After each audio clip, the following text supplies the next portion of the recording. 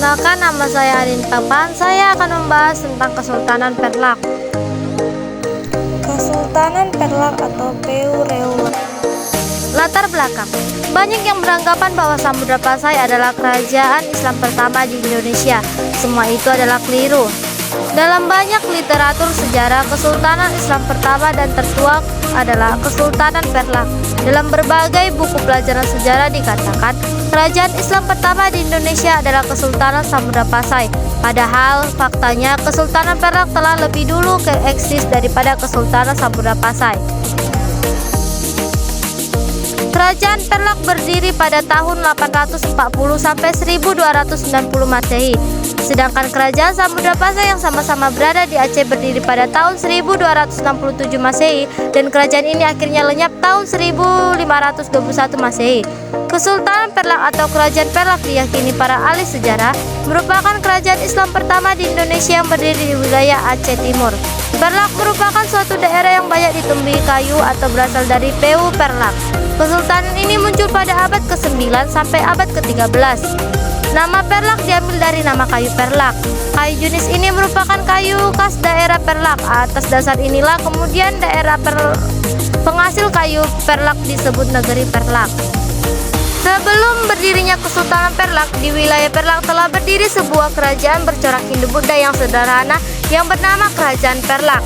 Sekitar 790 Masehi, terdapat sebuah kapal layar yang berlabuh di Bandar Perlak.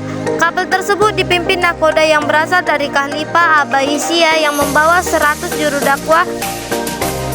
Kapal tersebut ternyata datang dari Teluk Kambai, Gujarat, India yang kemudian berlabuh di Bandar Perlak. Dari rombong itu terdapat juru dakwah yang bernama Ali bin Muhammad Jaraf Sikh. Dia merupakan seorang muslim Asia yang sedang melakukan pemberontakan terhadap Khalifah Al-Manum, tetapi usaha tersebut gagal dan mengakibatkan ia diperintahkan untuk berdakwah keluar dari negeri Arab.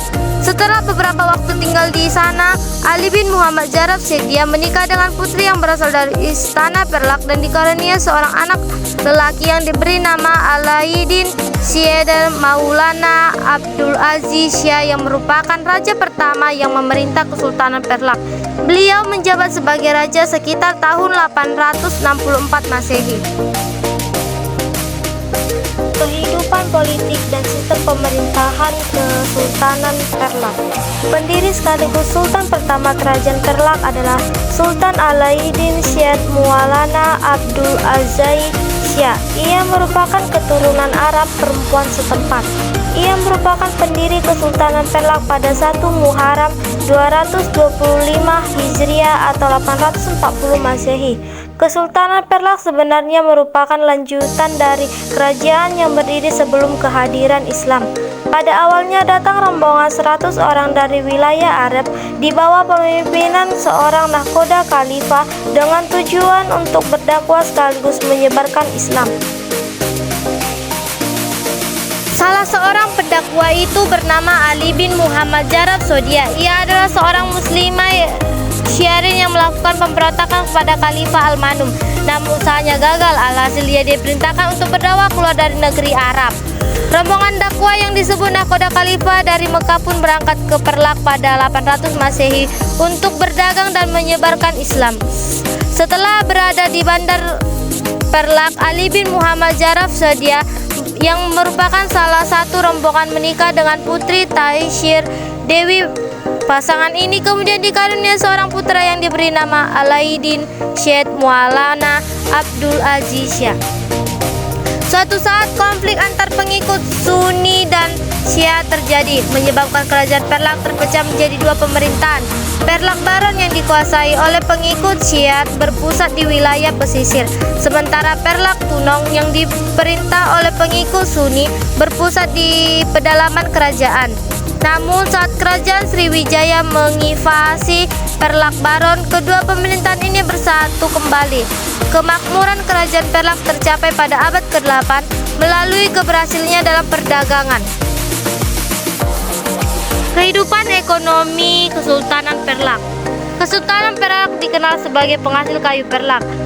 Jenis kayu ini merupakan bahan baku untuk pembuatan kapal. Selain itu, Perlak juga kaya akan hasil bumi seperti tanaman padi, cengkeh, rempah-rempah, dan hasil bumi yang turut bersaing dalam perdagangan perdagangan internasional di Selat Malaka, yaitu Lada dengan daerah penghasil utamanya di Aceh, sedangkan Perlak sebagai penguasa di pantai timur Sumatera.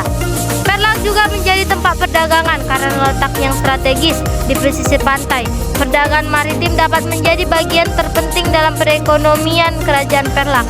Mereka mungkin terlibat dalam perdagangan dengan negara-negara tetangga atau negara-negara jauh untuk memperoleh barang-barang yang tidak ada di wilayah mereka dan memperluas jangkauan ekonomi mereka. Hal inilah yang menyebabkan para pedagang yang berasal dari Arab, Mesir, Gujarat, dan Persia tertarik untuk mendatangi daerah Perlak yang dikenal sebagai pelabuhan niaga yang sangat maju. Kondisi ini tersebut membuat sering terjadi pernikahan campuran antara para pedagang muslim dengan penduduk setempat. Di samping itu, Perlak juga telah memiliki mata uang tersendiri. Mata uang tersebut diketahui terbuat dari emas atau dirham, perak atau kupang, dan tembaga atau kuning.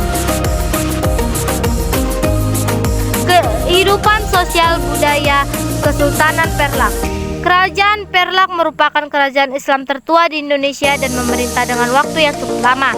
Kerajaan Perlak mengalami kemajuan pesat pada masa pemerintahan Sultan Makdum Alaiddin Malik Muhammad Amin Syah II tahun 622 sampai 662 Hijriah atau 1225 sampai 1263 Masehi, terutama kemajuan dalam bidang pendidikan Islam dan perluasan dakwah Islamiyah. Kekayaan hasil alam dan didukung dengan wilayah yang strategis membuat kerajaan Perlak menjadi sangat terkenal. Para pedagang yang berasal dari Persia, Gujarat, dan India sangat tertarik untuk datang ke wilayah Perlak karena sangat terkenal sebagai penghasil kayu Perlak yang dikenal bagus untuk membuat kapal.